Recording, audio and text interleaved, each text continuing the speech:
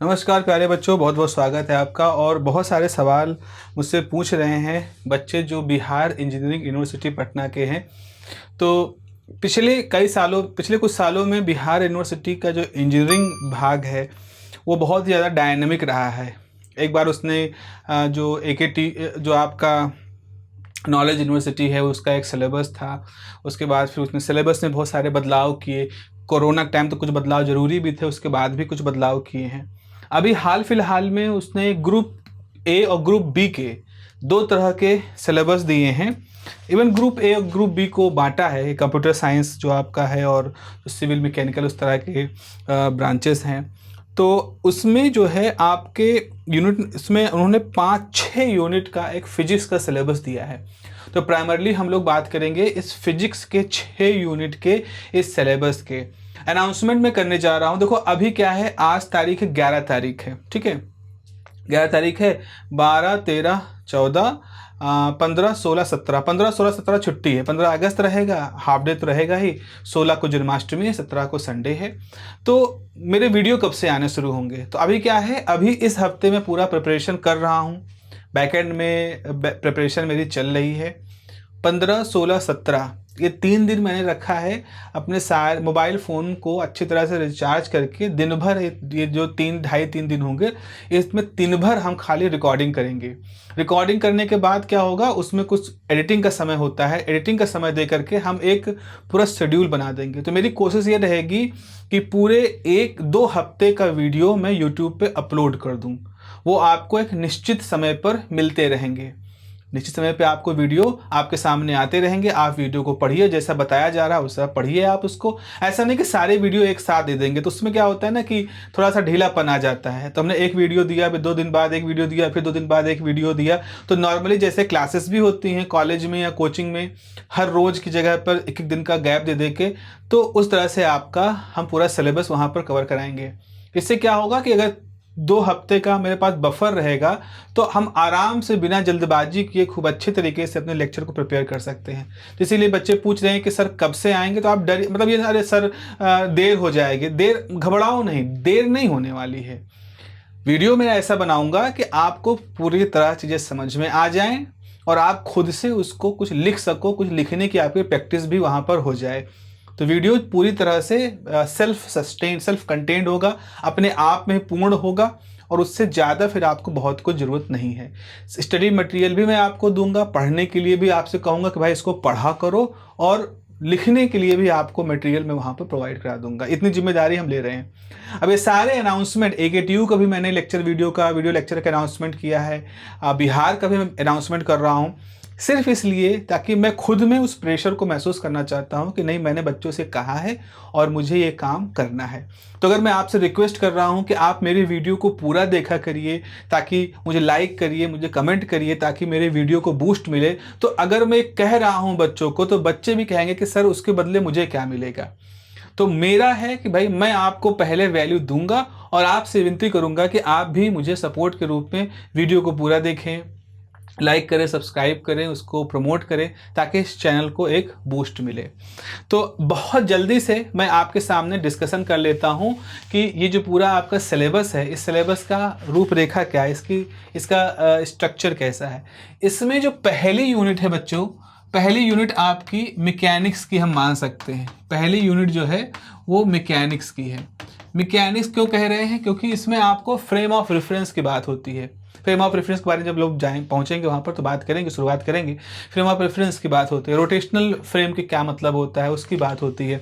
उसके अलावा अगर से अर्थ है, रोटेट कर रहा है, तो उसमें कोरियलिस फोर्स जनरेट होता है, उसका क्या मतलब है वो हम लोग पढ़ेंगे। और साथ ही साथ जो कोरियलिस फोर्स होता है, जो अर्थ के रोटेशन की वजह से होता है, जिसकी वजह से पूरे पृथ्वी पर वातावरण, जो वायु दाब के क्षेत्र बनते हैं, हवाएं जो चलती हैं, वायु दाब पेटियाँ, आपने 8th क्लास में पढ़ा होगा। प्रेशर बेल्ट जो होती हैं वो मानसून जैसे आते जाते रहते हैं। पृथ्वी की मौसम के जो पूरा व्यवहार होता है उसके पीछे उस पृथ्वी घूमने का और उस कोरियलिस फोर्स का बहुत बड़ा योगदान होता है। तो वो सब यहाँ पर आपके सिलेबस में दिया गया है। दूसरा, मैकेनिक्स का ही दूसरा पार्ट होता है वेव मोशन। जनरली लोग मैकेनिक्स के साथ ही वेव मोशन पढ़ते हैं। तो उसमें आपके पास है हार्मोनिक ऑसिलेटर्स क्या होते हैं, डैम्ड हार्मोनिक ऑसिलेटर्स क्या होते हैं, ओवर डैम, क्रिटिकली डैम्ड, ये सारी कंडीशंस क्या होती हैं, और आपका फोर्स्ड ऑसिलेशन कब होता है और फिर उसमें रेजोनेंस कब होता है। रेजोनेंस के बारे में आप लोगों ने 12वीं में बहुत थोड़ा सा पढ़ा है, यहाँ पर हम उसको डिटेल रूप में पढ़ेंगे। उसके बाद आपकी जो अगली यूनिट होती है यूनिट नंबर 2, यूनिट नंबर 2 जो है वो आपकी ऑप्टिक्स की है। ऑप्टिक्स जो है वो AKTU यानी कि जो उत्तर प्रदेश में जो यूनिवर्सिटी है उसमें भी है, लेकिन वहाँ का जो ऑप्टिक्स है और जो आपके पास ऑप्टिक्स है उसमें अंतर है। हमारे AKTU में जो ऑप्टिक्स है उसमें इंटरफेरेंस का पूरा चैप्टर है और डिफ्रैक्शन का पूरा चैप्टर, पोलराइजेशन नहीं है वहाँ पर। लेकिन आपका जो ये आपके पास जो ऑप्टिक्स है ये इंटरफेरेंस और डिफ्रैक्शन का थोड़ा सा एक मिक्स वाला हिस्सा यहाँ पर है। जैसे हाइगन प्रिंसिपल क्या है, AKTU में हाइगन प्रिंसिपल की बात नहीं होती। आपसे पूछा गया हाइगन प्रिंसिपल क्या है, सुपरपोजिशन ऑफ क्या होता है, इंटरफेरेंस ऑफ वेव क्या होता है। उसके अलावा वेव इंटरफेरेंस होने के लिए एम्पलीट्यूड डिवीजन और वेव फ्रंट डिवीजन की बात यहाँ पर कही गई है। यंग का डबल स्लिट एक्सपेरिमेंट यहाँ पूछा गया है। ये सारी चीज़ें उस तरह से AKTU में नहीं है, वहाँ पर सीधे तौर पर इंटरफेरेंस कोहेरेंट सोर्सेज की बात होती है। हम लोग भी यहाँ पर रखेंगे क्योंकि उसी से पूर्ण होता है। फिर माइकलसन इंटरफेरोमीटर क्या होता है, माइकलसन इंटरफेरोमीटर AKTU में नहीं है, आप बिहार यूनिवर्सिटी में, बिहार इंजीनियरिंग यूनिवर्सिटी में इसका ये पार्ट है माइकलसन इंटरफेरोमीटर। उसके बाद Fraunhofer diffraction from single slit क्या होता है, ये कॉमन है, ये आप में भी हो वहाँ पर भी है। और सर्कुलर अपर्चर ये आपके पास है, अलग से है। उसके अलावा डिफ्रैक्शन ग्रेटिंग क्या होता है, उसका रिजॉल्विंग पावर क्या होता है। तो अगर मैं बात कहूँ तो AKTU जो है उसकी जो ऑप्टिक्स है और इस ऑप्टिक्स में बमुश्किल 30% लगभग चीज़ें मैच कर रही, 70% आपका बिल्कुल नया है जो वहाँ से आपको नहीं मिल पाएगा। लेज़र, आइंस्टीन की थ्योरी क्या है, मैटर रेडिएशन इंटरेक्शन के लिए आइंस्टीन कोफिशिएंट क्या है, एम्प्लीफिकेशन पॉपुलेशन इन्वर्जन क्या होता है, डिफरेंट टाइप के लेजर, गैस लेजर हैं आपका, helium neon, ruby laser, semiconductor laser, ये सारी चीज़ें हैं। इसमें से काफ़ी कुछ चीज़ें ऐसी हैं जो कि आपको AKTU से ओवरलैप मिल जाएंगी। सेमीकंडक्टर लेजर आपका नया है। फिर क्वांटम मैकेनिक्स आपका जो यूनिट नंबर 3 है, यूनिट नंबर 3 में आप आते हो क्वांटम मैकेनिक्स। बड़ा फैसिनेटिंग सब्जेक्ट है। मेरी बड़ी इच्छा है कि मैं एक ऐसा सीरीज़ शुरू करूँ, एक ऐसी सीरीज़ की मैं पूरा स्ट्रक्चर बनाऊँ जहाँ सिर्फ क्वांटम मैकेनिक्स के ऊपर बात हो। Quantum interference, quantum paradoxes, quantum computation, quantum information, quantum जो टेक्नोलॉजी है उसके ऊपर बात करें, सिर्फ क्वांटम पे बात करें। भले एक चैनल ही ऐसा हो जिस पे सिर्फ क्वांटम पे बात की जाए, क्योंकि क्वांटम इज़ द फ्यूचर। बहुत तेज़ी से हमारी तरफ आ रहा है क्वांटम फ्यूचर, क्वांटम कंप्यूटेशन के थ्रू, क्वांटम इंफॉर्मेशन के थ्रू, क्वांटम टेक्नोलॉजी के थ्रू। तो खैर फिलहाल अभी तो वो तो दूर की अभी कौड़ी है, अभी यही चैनल नहीं चला पा रहे हैं, इसी में ही धक्के खाया जा रहा है। और तो फिर अलग से चैनल का बयाना लेने का कोई बहुत इंटेलिजेंट नहीं रहेगा। तो क्वांटम मैकेनिक्स में क्या है, कॉम्पटन इफेक्ट आपके पास है, फोटो इलेक्ट्रिक इफेक्ट आपके पास है, वेव पार्टिकल डुअलिटी आपके पास है, ये थोड़ा सा ओवरलैपिंग है AKTU के साथ में। डिब्रॉय हाइपोथेसिस भी है। हाइजेनबर्ग अनसर्टेनिटी प्रिंसिपल ये आपके पास नया है। वेव फंक्शन, वेव पैकेट क्या होते हैं ये भी ठीक है। फेज ग्रुप, वेव ग्रुप ये क्या होती हैं। श्रोडिंगर वेव इक्वेशन क्या होती हैं। Normalization value, expectation value, eigen value and eigen function की बातें हैं। अच्छा है, सिलेबस पूर्ण है अपने आप में आप लोगों के।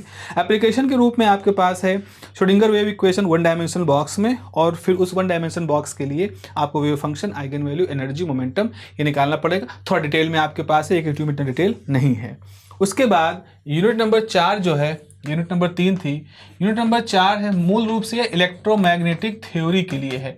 इलेक्ट्रोमैग्नेटिक थ्योरी में इसका पहला पार्ट जो है उसमें इलेक्ट्रोमैग्नेटिक थ्योरी की जो मैथमेटिक्स है उसका आपके पास डिस्कशन यहाँ पर है। जैसे कि वेक्टर कैलकुलस क्या होता है, वेक्टर कैलकुलस का बहुत ज़्यादा इस्तेमाल होता है इलेक्ट्रोमैग्नेटिक थ्योरी में। ग्रेडियंट क्या होता है, कर्ल क्या होता है, डाइवर्जेंस क्या होता है, सरफेस वॉल्यूम इंटीग्रेशन क्या होते हैं, गॉस की थ्योरम क्या है, स्टोक की थ्योरम क्या है, और कार्टेशियन कोऑर्डिनेट सिस्टम में कैसे इसको हम लिख सकते हैं इस डेल वगैरह को। तो वो मैथमेटिकल पार्ट है। दूसरा हिस्सा जो है इलेक्ट्रोस्टैटिक है। इसमें आपसे इलेक्ट्रोस्टैटिक के बारे में, इलेक्ट्रोस्टैटिक का जैसे आपने 12th में पढ़ा है, इलेक्ट्रोस्टैटिक आपने पढ़ा है कि गॉस लॉ क्या होता है, डाइवर्जेंस से कर्ल क्या है, इलेक्ट्रोस्टैटिक पोटेंशियल क्या होता है, बाउंड्री कंडीशन क्या है, पोजॉन एंड लैप्लास इक्वेशंस क्या है, dielectric polarization, bound charge, electric displacement, bound condition in dielectric. This is completely new for you, ये AKTU में नहीं पूछा जाता है, ये एक नई चीज़ है, AKTU में नहीं पूछी जाती है, ये आपका सिलेबस का बहुत अच्छा हिस्सा है इलेक्ट्रोस्टैटिक। फिर यूनिट नंबर 5 जो है, यूनिट नंबर जो 5 है उसमें आपका मैग्नेटोस्टैटिक आता है और फिर आपकी इलेक्ट्रोमैग्नेटिक थ्योरी आती है। तो यूनिट नंबर 4 बेसिकली आपकी इलेक्ट्रोमैग्नेटिक थ्योरी तो नहीं है, इलेक्ट्रोस्टैटिक है और प्लस मैथमेटिकल हिस्सा है जो कि इलेक्ट्रोमैग्नेटिक थ्योरी को डेवलप करने में इस्तेमाल होता है। ठीक है, तो मैग्नेटोस्टैटिक में आपने 12th में पढ़ा है, लेकिन यहाँ पर थोड़ा विस्तृत फॉर्म में पढ़ोगे। Lorentz force, Biot Savart law, Ampere circular law and application, divergence curl of magnetic static field, magnetic vector potential, force torque on a magnetic dipole, magnetic material, magnetization, bounce current, boundary conditions. बहुत अच्छा syllabus है। I would say जिसने भी syllabus बनाया है बहुत ही विद्वान आदमी है। तो मैग्नेटोस्टैटिक और इलेक्ट्रोमैग्नेटिक थ्योरी, इलेक्ट्रोमैग्नेटिक थ्योरी में आपको ओम्स का लॉ है, मोशनल ईएमएफ है, फैराडे लॉ है, इलेक्ट्रोडायनेमिक्स है। Okay, very good. Electromagnetic theory plus electrodynamics है। ये मतलब बिल्कुल हार्डकोर फिजिसिस्टों वाला है। एक फिजिसिस्ट होने के नाते, एक फिजिक्स का स्टूडेंट होने के नाते मुझे बड़ा ही आनंद आ रहा है इस सिलेबस को पढ़ने में। ओम्स लॉ है, मोशनल ईएमएफ क्या होता है, फैराडे लॉ क्या होता है, लेंज लॉ क्या है, सेल्फ और म्यूचुअल इंडक्टेंस क्या होता है, और एनर्जी स्टोर मैग्नेटिक फील्ड में उसकी एक्सप्रेशन लिखिए। फिर मैक्सवेल्स इक्वेशन क्या होती है वो आपको बताना है। मैक्सवेल्स इक्वेशन वैक्यूम में क्या होती है, कंडक्टिव मीडियम में क्या होती है, कंटिन्यूटी इक्वेशन क्या है, पॉइंटिंग थ्योरम क्या है, wave equation, plane electromagnetic wave, transverse nature और पोलराइजेशन, हल्का सा पोलराइजेशन यहाँ पर आता है। तो इस तरह से आपकी यूनिट नंबर 5 कंप्लीट हो जाती है। यूनिट नंबर 6 जो होता है वो कंप्लीटनेस लाने के लिए आपको मटेरियल साइंस के बारे में बात करता है कि आप थोड़ा सा मटेरियल साइंस के बारे में भी जान लें। आप जान लें सॉलिड क्या होता है, फ्री इलेक्ट्रॉन थ्योरी क्या होती है, फर्मी लेवल क्या है, ब्लॉक थ्योरम क्या है, पीरियोडिक पोटेंशियल के क्रॉनिक ट्वेनी मॉडल क्या होता है, और एनर्जी बैंड कैसे बनते हैं, इसकी ओरिजिनेशन। आखिरी में हिस्सा है इलेक्ट्रॉनिक मटेरियल, जैसे कि आपका मेटल, सेमीकंडक्टर और इंसुलेटर क्या होते हैं। सेमीकंडक्टर में इंट्रिंसिक और एक्सट्रिंसिक का मतलब क्या होता है, carrier, transport, diffusion, drift, PN junction. इस तरह से ये आपका सिलेबस खत्म होता है। 6 यूनिट इसके अंदर हैं and this is a very developed, very evolved अच्छा सिलेबस है।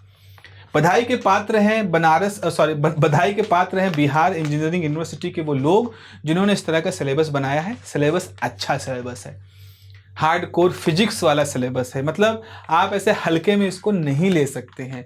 कोई कहे कि आसान सिलेबस है, मैं कहूँगा नहीं भाई।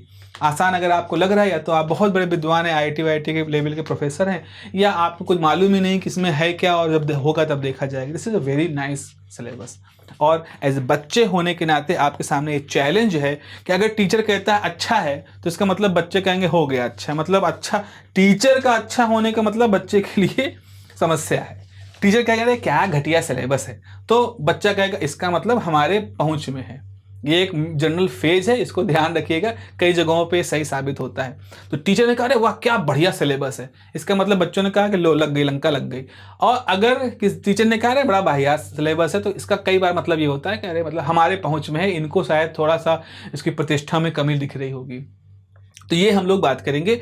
तो मेरा बस इतना है कि मैं आपको जो भी लेक्चर्स अपलोड करूंगा वो सब मॉर्निंग के टाइम में करेंगे, और जनरली हम शुरू करेंगे सुबह 7 बजे मॉर्निंग में, इसको हम अपलोड कर देंगे। लाइव लेक्चर नहीं होगा बेटा, मैं आपको बार बार कह चुका हूँ, इससे पहले एक वीडियो में फिर कुछ लोगों से बता चुका हूँ। लाइव लेने की हैसियत औकात नहीं है भाई हमारे पास। अभी सिर्फ ग्रीन बोर्ड पे चाक घिसने वाली स्थिति है। तो अगर तुम यूट्यूब की दुनिया की बात करो ना, तो यूट्यूब की दुनिया बोर्ड और चौक की कब थी, वो थी 2016 तक, 2016 से लेकर के मान लो 2018 तक, क्योंकि 2018 से स्मार्ट बोर्ड आ गए थे। 2018 में कुछ लोग स्मार्ट बोर्ड का इस्तेमाल करना शुरू कर चुके थे, फिर 19 में कुछ लोगों ने इस्तेमाल किया, फिर कोरोना आ गया तो सबके पास स्मार्ट बोर्ड ही आ गया। आज के डेट में ये जो बोर्ड है ना, ये एक तरह से विलुप्त कला हो गई है। ये बोर्ड जो है ये विलुप्त है। तो ये अब ये विलुप्त भी है, और कई जगहों पर ये नॉन अपग्रेड होने की निशानी है, पिछड़ेपन होने की निशानी है। अरे भाई ग्रीन बोर्ड तो पिछड़ा होता है, अभी इनके अंदर कोई क्षमता नहीं है। बोर्ड स्मार्ट होना अपने आप में टीचर स्मार्ट होने की गारंटी आ गई है कि मतलब अगर आपका बोर्ड स्मार्ट है तो इसका मतलब है उसको उस पर काम करने वाला जो उस पर पढ़ा रहा है वो टीचर भी स्मार्ट होगा। ये सच में ये एक हमने बात की है बच्चों से, क्योंकि हम फिजिकली बात करते हैं अपने विश्वविद्यालय में। तो इस तरह से होता है, एक जनरल बच्चा ही तो है, बाल बुद्धि ही तो है। हालांकि जो लोग स्मार्ट बोर्ड लिए हैं, स्मार्ट बोर्ड को स्मार्ट क्यों कह रहे हो, खाली उस पर पेन से लिख देने पर, तो इस्तेमाल तो ऐसे ही करो जैसे हम इस्तेमाल कर रहे हैं। अब इसके अंदर क्या है, इसके अंदर मैं कोई एनिमेशन नहीं चला सकता, इसके अंदर मैं कोई डायग्राम नहीं दिखा सकता, इसके अंदर मैं कोई डिमॉन्स्ट्रेशन नहीं कर सकता, क्योंकि ये स्मार्ट नहीं थे, सिंपल बोर्ड है जिस पे हम लिखेंगे, घिस सकते हैं। लेकिन आप देखो वो भी ऐसा नहीं कर पा रहा है, क्योंकि उसमें कॉपीराइट का इशू आ जाएगा। आप कोई एनिमेशन किसी कंपनी चलाओगे वो कॉपीराइट आप पे डाल देगा, आप किसी का पीडीएफ दिखाओगे, किसी की इमेज दिखाओगे, वो आप पे कॉपीराइट मार देगा। तो बेचारे स्मार्ट बोर्ड लेकर के भी उस बोर्ड की स्मार्टनेस का वो वेट मतलब इस्तेमाल ही नहीं कर पा रहे हैं। तो मुझे जो समझ में आता है वो ये है कि स्मार्ट बोर्ड में क्या होता है, आप एक पीपीटी बना सकते हो, पीपीटी बना करके उसको आप यूज कर सकते हो। तो जैसे नॉर्मली अगर मैं नॉर्मली कुछ लूँ, जैसे मान लो नॉर्मली हम काम कर रहे हैं, तो नॉर्मली जैसे हमारे प्रोफेसर्स आते हैं रूम अपने क्लास में, उनके पास एक नोट्स होते हैं। जैसे हमारे पास मैंने कुछ नोट ले रखे हैं, मुझे पढ़ाना क्या है मोटे मोटे तौर पर, वो मैंने यहाँ पर एक खाका बना लिया है कि मुझे ये पढ़ाना, ये डेरिवेशन कराने हैं। तो इसमें क्या है, मेरे पास यहाँ कागज है, नोट्स यहाँ है, इस पे मुझे लिखना है। स्मार्ट बोर्ड में क्या होता है जो मैंने देखा है, अब हो सकता है मेरी पहुंच उस तरह से ना हो सोच की, वहाँ पर क्या होता है पीपीटी इसी पे डिस्प्ले हो जाता है, तो उनको हाथ पे कोई कागज़ नहीं लेना होता है और आराम से वो उसको कर लेते हैं। दूसरा क्या है, उस पर अच्छे अच्छे कलर्स आते हैं। अब ये हो सकता है उतना अच्छा कलर ना दिखे, यहाँ मिटाते हैं तो मुझे धूल महसूस होती है इस चौक की जो उड़ने वाली होती है, चौक लिखते हैं तो उसे खट खट करके आवाज़ आती है। तो ये सारे कुछ अंतर हैं स्मार्ट बोर्ड में जो मुझे समझ में आते हैं और इस ग्रीन बोर्ड में। तो अभी तो मैं लाइव नहीं ले पाऊंगा क्योंकि मेरे पास सिस्टम नहीं है। हाँ, इतना है कि वीडियो को हम रिकॉर्ड कर लेंगे, एडिट कर देंगे, उसके बाद उसको एक निश्चित समय पर प्रीमियर कर सकते हैं। यूट्यूब में एक ऑप्शन है प्रीमियर करने का। प्रीमियर करने का मतलब क्या होता है, एक निश्चित टाइम पर जा करके आपका वीडियो वहाँ पर अपने आप प्ले हो जाएगा, उसको प्ले हो जाएगा और उसमें चैट बॉट सब आ जाएंगे।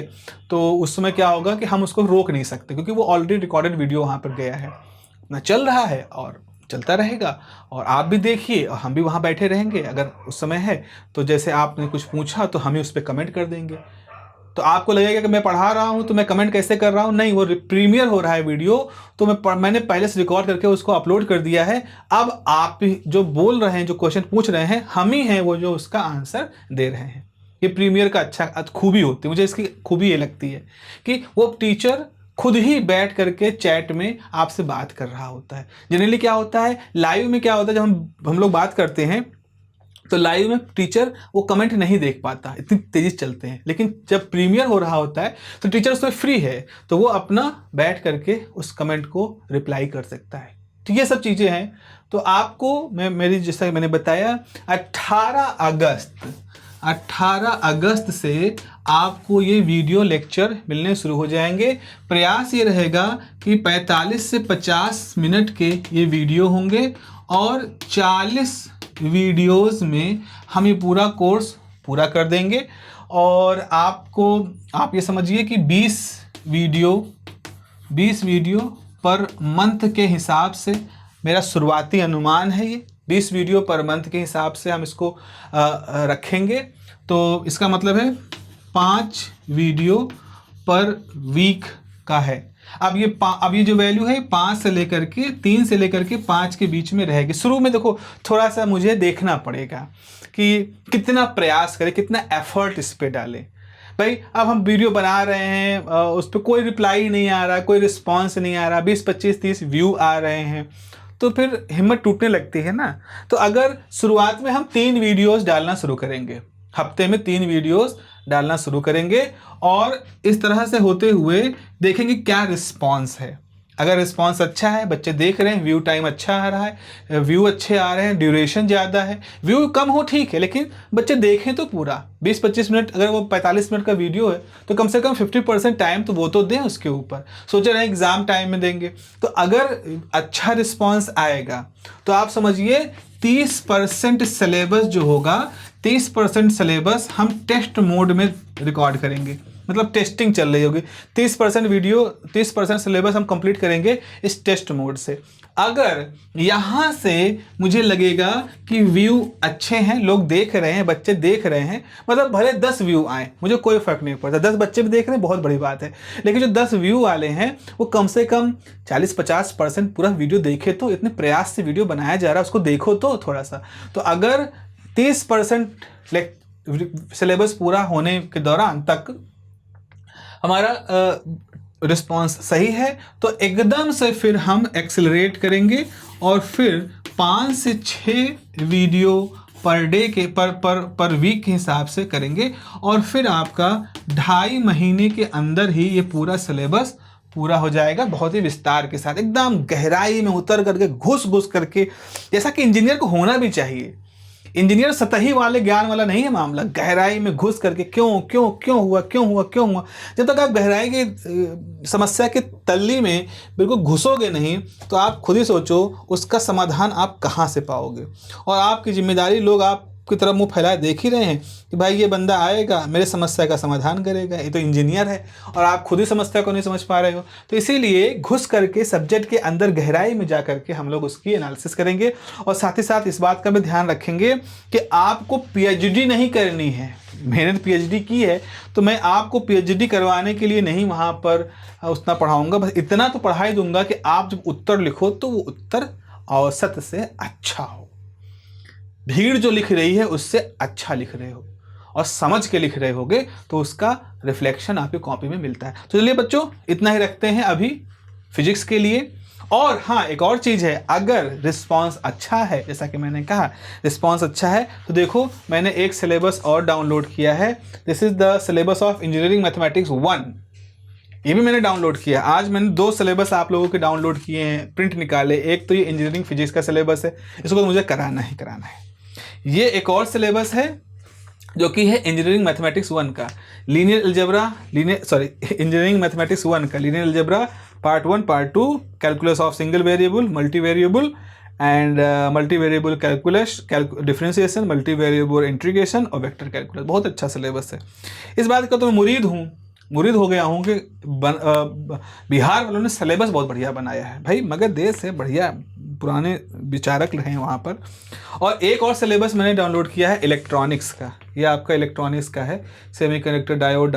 तो अगर कुछ बनता है, मामला दिखता है कि हाँ रफ्तार पकड़ रही है, वीडियो अच्छे रिस्पांस में जा रहे हैं, तो हम इन आगे आने वाले चीज़ों को भी टैकल करेंगे। ठीक है, थोड़ा सा कम सोया जाएगा, बहुत सो लिया है, नहीं 7 घंटे की नींद ली जाएगी, 5 घंटे की नींद ली जाएगी। आप लोगों की सहायता को मैं पूरी तरह से तत्पर रहूँगा और उम्मीद रखूँगा कि आप भी अपनी तरफ से जो आपके हिस्से में आ रहा है वो रिस्पांस दें। अगर आप कहो कि सर मैं 20 मिनट देख ही नहीं पा रहा हूँ, मुझे बोरियत हो रही है, मुझे बताओ तो कुछ और डालेंगे, कुछ घाघरा वगैरह पहन के आएंगे, नाच गाएंगे या कुछ और बनाएंगे।